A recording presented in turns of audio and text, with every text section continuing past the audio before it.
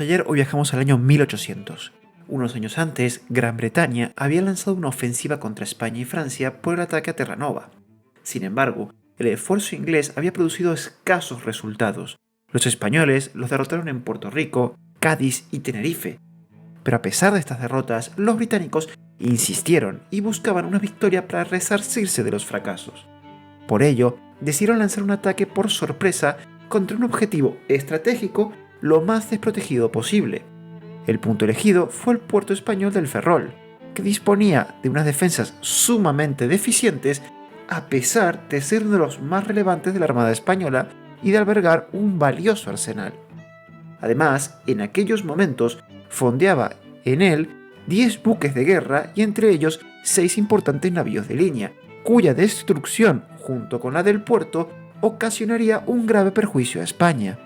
Para hacerse con el Ferrol, enviaron una fuerza expedicionaria que constaba aproximadamente de 100 barcos, de los cuales unos 20 eran de guerra y el resto de transporte.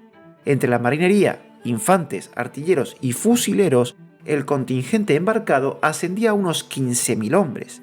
La nada despreciable fuerza estaba bajo el mando del contraalmirante John Borlaug Warren y las tropas terrestres bajo el mando del general James Pulteney.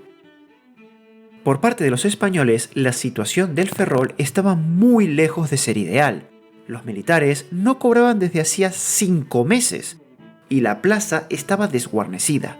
En total, para la defensa, se contaba con 2.000 hombres que, si se les unían voluntarios, no superarían los 3.000. Y al frente de la defensa se encontraba el conde de Donadío. Hacia el 25 de agosto, los vigías apostados en la atalaya de Monteventoso dieron la voz de alarma al ver una escuadra con pabellón francés, ya que sospechaban que podría tratarse de una argucia británica para aproximarse a la costa haciéndose pasar por sus aliados. Sin embargo, las autoridades portuarias, entre ellas el comandante general del departamento, Francisco Melgarejo, estaban más pendientes de los festejos de la onomástica de la reina María Luisa de Parma y no le dieron importancia al asunto, pues por aquellas fechas era frecuente en la zona el tránsito de barcos de guerra. Afortunadamente, el teniente general Juan Joaquín Moreno acudió a verificar la información, y él mismo observó cómo fondeaban los británicos en la playa de Doniños y San Jorge, lugar elegido por los británicos debido a la formidable situación de los castillos de San Felipe y La Palma, que hacían imposible que la flota británica accediese a la bahía sin recibir una tormenta de plomo desde las baterías. Rápidamente, Moreno marchó a su buque insignia, el Real Carlos, y ordenó desembarcar en el Bispón a unos 500 infantes de marina que a continuación tomaron posiciones en Brión y La Graña. A ellos se sumarían poco después unos pocos soldados más enviados por el general Melgarejo, que había sido puesto al corriente.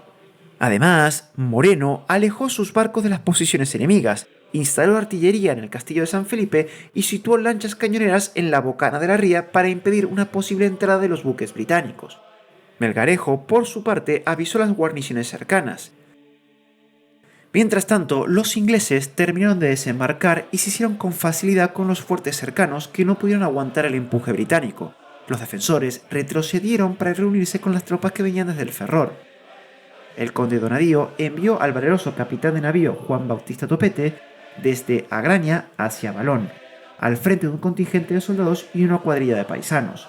Los hombres se apostaron en las alturas de Acabana y al llegar a la cima, ya con la noche, hicieron pequeñas escaramuzas contra los ingleses con el fin de tantear al enemigo. Los de la pérfida Albión sabían de lo pequeña que era la fuerza española y emprendieron una maniobra envolvente para destruirla.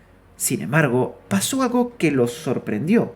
Por mucho que lo intentaban, los británicos siempre se los encontraban de frente, por lo que creyeron que habían calculado mal y había más españoles de lo que inicialmente pensaban. Pero, en realidad, Topete se dio cuenta de la maniobra de los británicos y ordenó a sus hombres contrarrestarla, lo que, sumado a lo abrupto del terreno, provocó que los de la pérfida de Albión se dividieran en pequeños grupos que eran más fáciles de atacar por parte de los defensores. Ante el creciente número de bajas, los ingleses se vieron forzados a retroceder con un duro golpe a su moral. Ante la retirada de los invasores, los españoles tomaron la iniciativa. Lanzaron un ataque que tomó por sorpresa a los británicos, obligándolos a retroceder aún más. Sin embargo, al poco tiempo, los oficiales españoles ordenaron la retirada. Aquello tomó por sorpresa a los hombres, quienes veían cómo el enemigo retrocedía. Pero aquello era una trampa de los británicos, quienes nuevamente estaban intentando envolver a las tropas españolas. La retirada de los defensores fue seguida por un avance de los británicos que dificultó la operación de los españoles. Afortunadamente, el batallón inmemorial y las milicias reales llegaron justo a tiempo para apoyar la retirada hacia la Grania.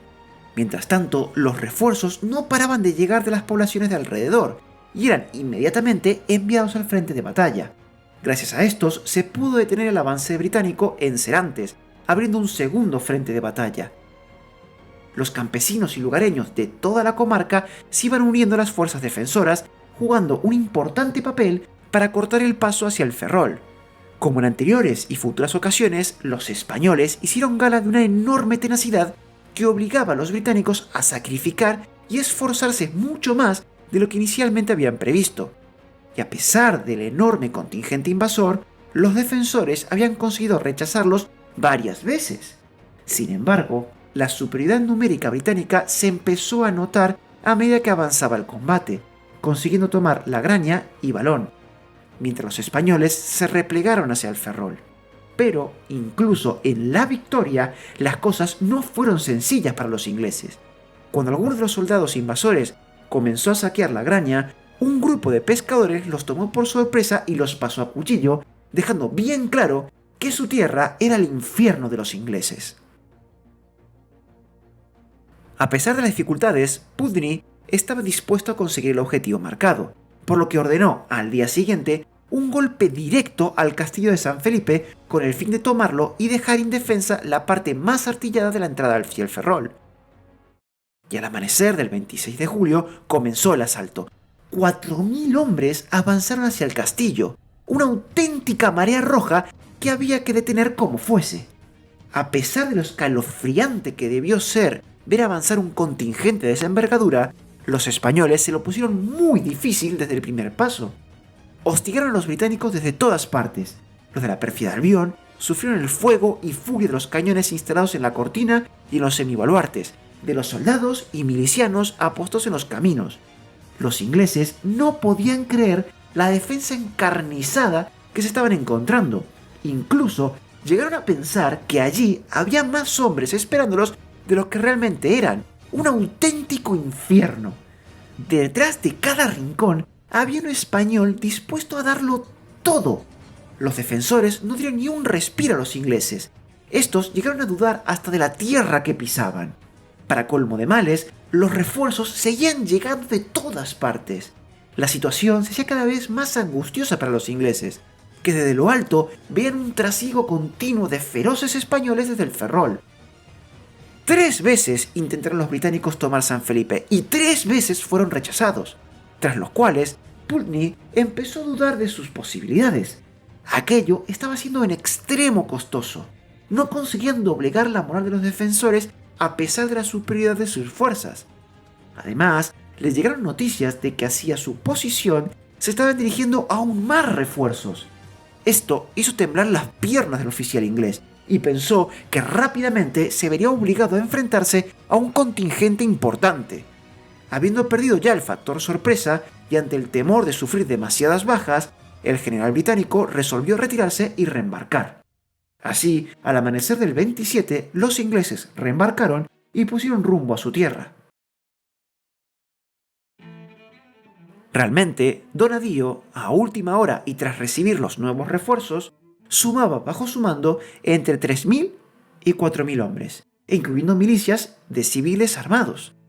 Sin embargo, el valor y la tenacidad de los defensores hizo pensar a los británicos que se estaban enfrentando a un contingente mucho mayor.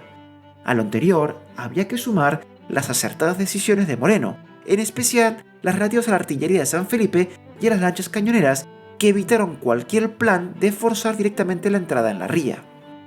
La victoria en el Ferrol no solo fue motivo de alegría entre los locales, ni tan solo en España, también en París. Napoleón les dedicó un brindis a los valientes españoles que consiguieron la victoria en el Ferrol. Sin embargo, a Napoleón se le olvidó apuntar la lección que los británicos aprendieron aquel día. Años más tarde, los franceses sufrieron la misma guerra de guerrillas y sintieron la misma furia española en sus propias carnes, cuando intentaron quedarse por la península. Ya que, como diría un alemán muchos años más tarde, no se puede entrar en España sin permiso de los españoles.